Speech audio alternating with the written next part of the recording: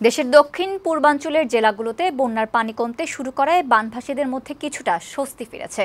আশ্রয়কেন্দ্র ছেড়ে বসতভিটায় ফিরছে মানুষ, তবে পানিতে ডুবে বসবাসের অনুপযোগী হয়ে পড়েছে অসংখ্য ঘরবাড়ি। কর্মহীন হাজারো মানুষ, ছড়িয়েছে পানিবাহিত নানা রোগ।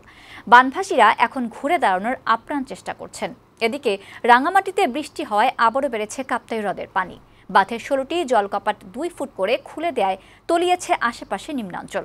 সংবাদদাতাদের পাঠানো তথ্যচিত্রে খালিদ হাসানের প্রতিবেদন। টানা ৩ দিন বৃষ্টি না হওয়ায় বন্যা কবলিত জেলাগুলোতে পানি কমতে শুরু করেছে। তবে ভোগান্তি এখনো কমেনি মানুষের। স্বাভাবিক জীবনে ফিরতে লড়াই করতে হচ্ছে বানভাসীদের। ফেনীতে বন্যার সবকটি উপজেলায় প্লাবিত হলে হাজার হাজার মানুষ আশ্রয়কেন্দ্রে অবস্থান নেয়। পানি কমতে শুরু করায় গত সোমবার থেকে আশ্রয়কেন্দ্র ছাড়তে শুরু করে লোকজন। তবে বাড়িঘর থেকে বানের পানি নামলেও তা বসবাসের অনুপযোগী। অনেকের ঘরবাড়ি মিশে গেছে মাটিতে, কারো ঘর আংশিক ক্ষতিগ্রস্ত হয়েছে। বন্যায় জীবিকা হারিয়ে বিপাকে স্থানীয়রা। স্বাভাবিক জীবনে ফেরার চেষ্টা এখন বানভাসীরা। কুমিল্লায় বন্যার পানি নেমে যাওয়ায় পরিস্থিতির উন্নতি হচ্ছে। তবে বানের জলে ক্ষতিগ্রস্ত হয়েছে হাজার হাজার বাড়িঘর। জীবিকা হারিয়ে বন্ধ অনেকের আয়ের পথ।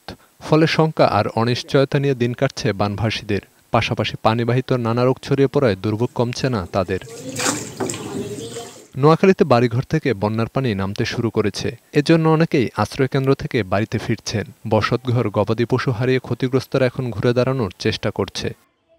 মৌলভীবাজারে বন্যার পানি কমলেও দুর্ভোগ কমেনি। পানিবাহিত রোগে আক্রান্ত হচ্ছে মানুষ। গোখাদ্যের সংকট থাকায় গরু ছাগল নিয়ে বিপাকে দুর্গতরা। সব বন্যা লিয়া গেছে গিয়া ইন্ডিয়া পানি ছাড়ি আমরা রাঙামাটিতে ভারী বৃষ্টি হয় আবারও বেড়েছে কাপ্তাই হ্রদের পানি। বিপদসীমার কাছাকাছি পৌঁছে যায় বাঁধের ১৬টি জলকপাট ২ ফুট করে খুলে দেওয়া হয়েছে। এ কারণে তলিয়েছে আশপাশের নিম্নাঞ্চল। নতুন করে পানিবন্দী হয়ে পড়েছে ১৮,০০০ মানুষ। ডেস্ক রিপোর্ট, বৈশাখী সংবাদ।